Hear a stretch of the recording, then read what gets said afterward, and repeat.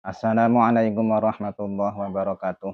Alhamdulillah wassalatu wassalamu ala Rasulillah wa ala alihi wa sahbihi wa man walah amma ba'du. Rukun nikah itu ada 5 ya. Yang pertama syahwat, yang kedua mempelai wanita, dan yang ketiga mempelai laki-laki, wali, dan saksi, saksi 2. Nah, ini harus terpenuhi ya. Rukun yang 5 ini harus terpenuhi bila mana kita melangsungkan pernikahan. Wala yasihu aqdun nikahi illa biwaliyin. Maka tidak sah nikah tanpa wali. Ya misalkan nih perempuan sedang kerja di luar kota atau lintas provinsi, misalkan sampai ke negara, misalkan lintas negara, antar negara. Nah, ketika dia mau menikah, maka si perempuan itu harus membutuhkan wali. Sementara misalkan nih walinya ada di negara Indonesia, maka ya harus mendatangkan wali, tidak boleh sembarangan. Misalkan nih ada zaman sekarang tuh katanya nikah tanpa wali dengan ustadz, dengan siapa tuh, kadang sampai ada surat katanya gitu kan. Tanpa wali pun bisa gitu kan. Nanti misalkan kalau udah ada wali disambung lagi, dinikahkan lagi, tidak begitu ya. Jadi harus mendatangkan wali. Bagaimanapun selama perempuan itu masih punya wali, maka wajib harus mendatangkan wali. Harus dengan walinya. Karena pernikahan tanpa wali itu tidak sah. Ini menurut agama Islam loh ya. Jadi harus dengan wali ketika si perempuan itu ingin menikah dengan pasangannya. Harus balik dulu ke Indonesia misalkan gitu. Kalau misalkan dia lagi sedang di luar negeri, harus balik dulu ke Indonesia. Kalau misalkan sedang di luar kota kerjanya gitu kan, yang mendapatkan jodoh di sana, nah harus sama orang tua gitu ketika menikah, harus dihadirkan walinya.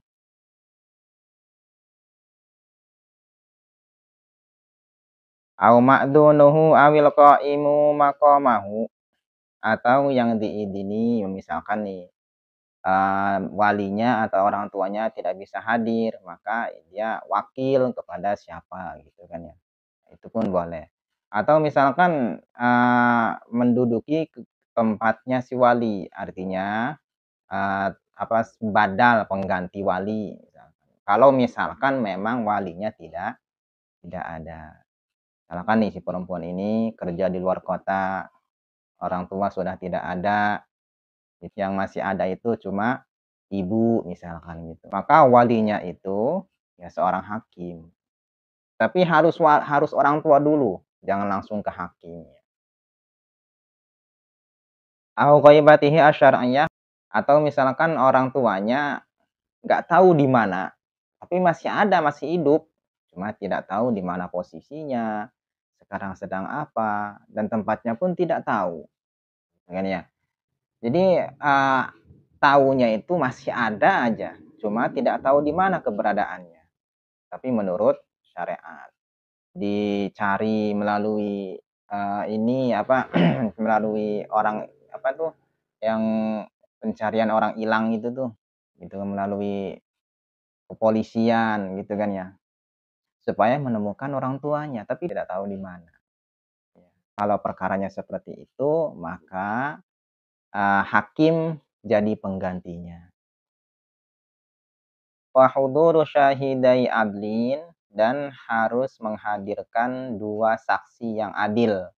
Yang adil di sini bukan adil dalam arti pembagian ya, bukan. Adil di sini artinya orang yang tidak fasik, orang yang tidak melanggar aturan agama, orang yang tidak melakukan dosa besar dan sebagainya. Adil di sini bukan orang yang adil dalam hal pembagian, bukan ya. Biasanya kan kalau orang kita itu adil itu kalau di pemerintahan ya harus merata, bukan begitu adil di sini ya. Li khabari Ibnu Hibban fi sahihihi an Aisyah radhiyallahu taala anha la nikaha illa biwaliyin wa syahidai adlin wa ma kana min nikahin ala ghairi dzalik fa huwa batilun. Karena hadis riwayat Ibnu Hibban fi sahihihi di kitab sahihnya an Aisyah dari Siti Aisyah radhiyallahu anha la nikaha illa biwaliyin, tidak boleh nikah terkecuali dengan wali, wa syahidai adlin, dan juga harus menghadirkan saksi dua yang adil. Wa maka min nikahin ala ghairi dzalik fa huwa batilun. Bila mana pernikahan tersebut tanpa dihadiri dua saksi dan juga tanpa adanya wali, fa huwa batilun, maka pernikahan itu batal. Fa in tasyahu fasultanu waliyyu man la waliyya lahu. Wal ma'na fi ihbari syahidaini al-ihtiyatu lil ibda'i wa siyanatul ankihihi anil juhudi wa yusannu ihbaru jam'i ziyadatin ala syahidaini min ahlil khairi wad din. Disunnahkan menghadirkan lebih dari dua saksi, ya boleh, itu sunnah. Misalkan nih mengundang para kiai tapi saksinya tetap dua. Jadi dihadirkan kiai-kiai di depan, dikumpulkan di sana ketika melangsungkan akad pernikahan, itu sunnah hukumnya ya. Wa yaftakiru al-waliyu wasyahidani, dan status wali dan saksi dua di sini artinya ya itu membutuhkan 6 syarat untuk keabsahan pernikahan. Jadi tidak sembarangan, meskipun saksinya itu ya yang dibutuhkan untuk melangsungkan pernikahan, tetapinya wali dan saksi harus memenuhi syarat yang 6 agar supaya pernikahannya itu sah. Bahkan itu lebih dari 6 ya. Bisa saja 8, bisa saja. Pokoknya banyak lah, lebih dari 6. Ya bagaimana situasi dan kondisinya ya.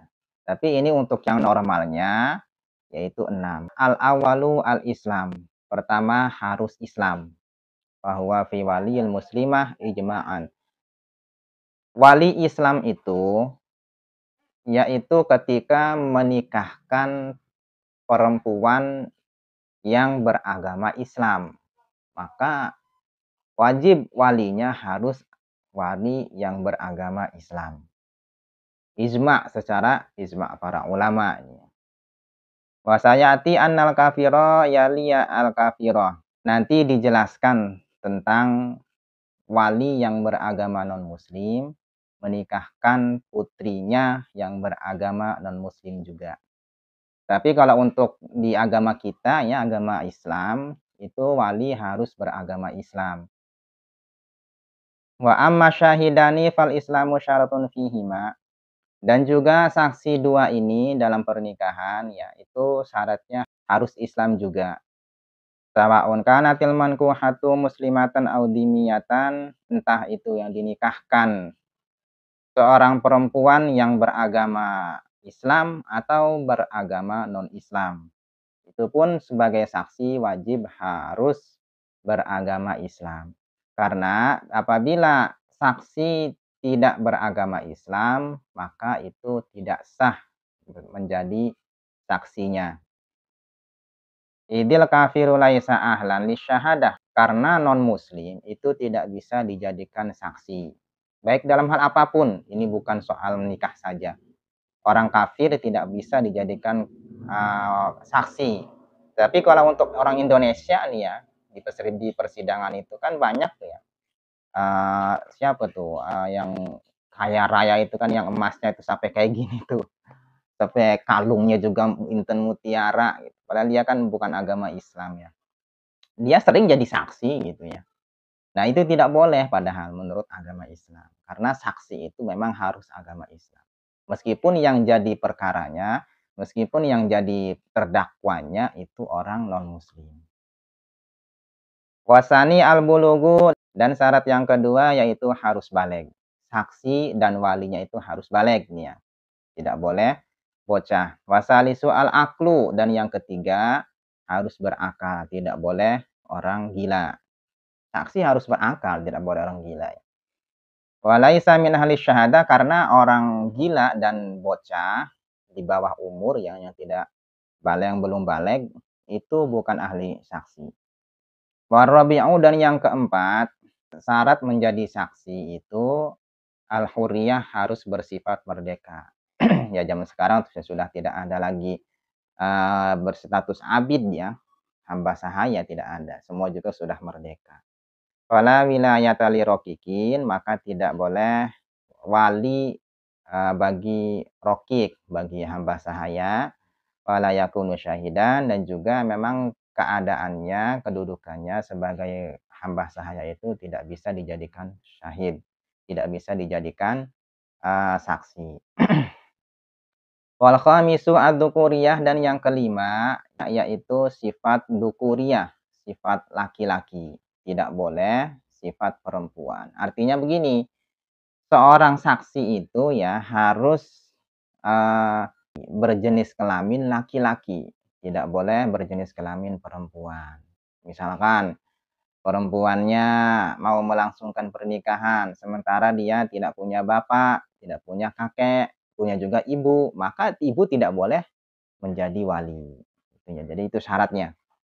Fala tamlikal mar'ah tazwija nafsiha. Maka perempuan tidak boleh mengawinkan dirinya sendiri. Bihalin la biidnin. Dengan tingkah apapun, wala biidnin, dan juga tidak ada izin dari orang tuanya. Jadi harus dengan walinya. Wala bi ghairihi sawa'un al ijab wal qabul. Wallahu a'lam bishawab.